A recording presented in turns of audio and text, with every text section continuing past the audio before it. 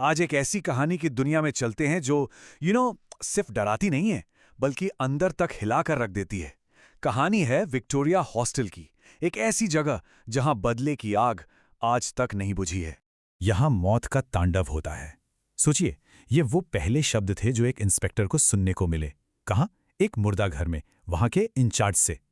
और ये शब्द, ये तो बस उस भयानक हकीकत की एक छोटी सी झलक थी।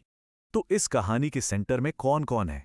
एक दुखी परिवार है जो बस अपने सवालों के जवाब चाहता है। एक जांबाज इंस्पेक्टर है जिसने सच खोजने की ठान ली है। और एक ऐसी जगह जहां एक बार कोई चला गया तो फिर जिंदा वापस नहीं आता। तो ये कहानी शुरू कहां से होती है? एक शहर का ठंडा, एकदम खामोश मुर्दा घर। सोचिए वो माहौल। यहीं पर उमेश और अर्चना को बुलाया गया है अपने बेटे विक्रम के शव की पहचान करने के लिए। और बस यहीं से इस पूरे रहस्य की पहली गांठ बंधती है। अब जाहिर है, दुख से टूटे हुए एक पिता उमेश वो इंस्पेक्टर कबीर का गिरेबान पकड़ लेते हैं। उन्हें बस जवाब चाहिए और इंस्पेक्टर कबीर वो वादा करते हैं कि विक्रम की मौत का सच वो दुनिया के सामने लाकर रहेंगे।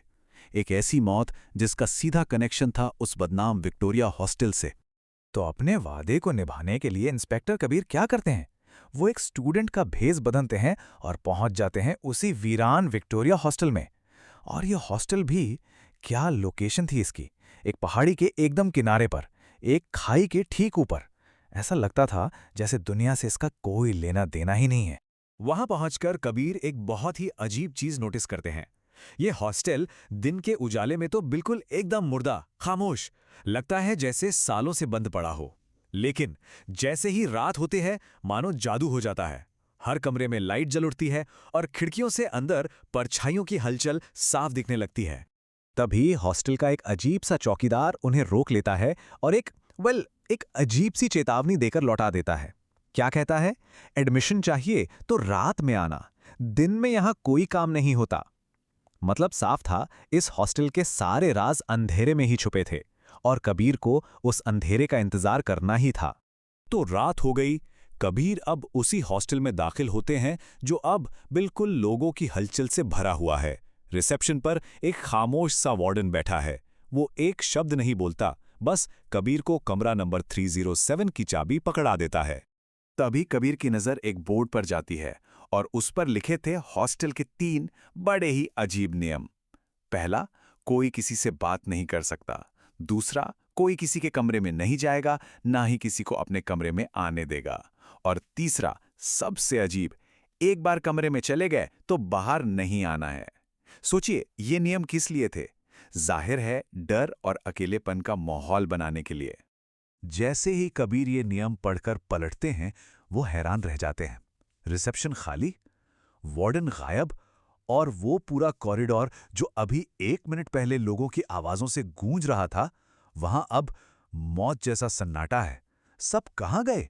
कबीर अपने कमरे में है और तभी उस डरावनी चुभने वाली खामोशी को चीरती हुई एक चीख पूरे गलियारे में गूंज उठती है। कबीर फौरन मदद के लिए बाहर भागते हैं। वो दरवाजे पीटते हैं, खटखटाते हैं, लेकिन कोई भी अपना दरवाजा नहीं खोलता। ऐसा लग रहा था मानो हर कोई उन 3 अजीब नियमों के खौफ में जिंदा ही दफन हो गया हो। आखिरकार हिम्मत जुटाकर कबीर एक दरवाजा तोड़ डालते हैं, लेकिन अंदर जो दिखता है उसे देखकर उनके होश उड़ जाते हैं। पूरा कमरा अंदर से जला हुआ है, राख, और फर्श पर एक आधा जला हुआ कंकाल पड़ा है। कबीर जैसे तैसे लड़खड़ाते हुए उस कमरे से बाहर आते हैं और देखते हैं कि अब पूरा का पूरा हॉस्टल आग की लपटों में घिरा है। हर बंद दरवाजे के नीचे से, पीछे से आग की लपटें बाहर निकल रही हैं। और अब उन्हीं दरवाजों के पीछे से चीखें आ रही हैं। वही दरवाजे जो कुछ देर पहले खटखटाने पर भी नहीं खुले थे, अब वहां से सिर्फ मदद की गुहार सुनाई दे रही है। किसी तरह उस आग से बचते बचाते घायल कबीर बाहर निकलते हैं और वो क्या देखते हैं? वही चौकीदार।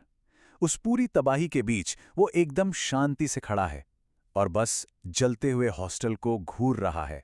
जैसे ही वो चौकीदार पलटता है, कबीर की रूह कांप जाती है। उसका पूरा शरीर बुरी तरह जला हुआ था। वो इंसान नहीं था, वो एक भूत था। उसी आग में हमेशा के लिए फंसा हुआ एक भूत। और वो कहता है, अब बहुत देर हो चुकी है बाबू, मुर्दों को डॉक्टर की जरूरत नहीं पड़ती। और फिर उस चौकीदार का भूत उस हॉस्टल की पूरी दर्दनाक कहानी बताता है। और पता है सबसे डरावनी बात क्या थी? ये कहानी किसी भूत प्रेत से शुरू ही नहीं हुई थी। इसकी शुरुआत तो इंसानी लालच और दुश्मनी से हुई थी, और इसका अंत हुआ एक सामूहिक हत्या से। सबको जिंदा जला दिया गया था।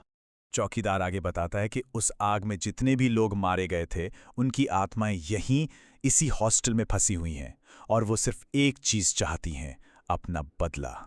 और यहीं पर ये पूरा श्राप एक तरह का साइकोलॉजिकल ट्रैप बन जाता है।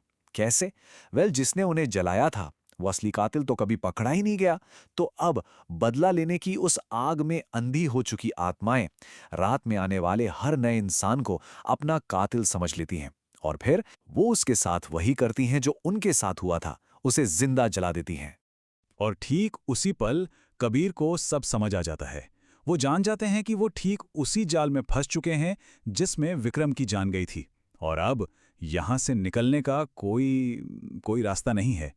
तो ये कहानी सिर्फ एक शापित हॉस्टल की नहीं है।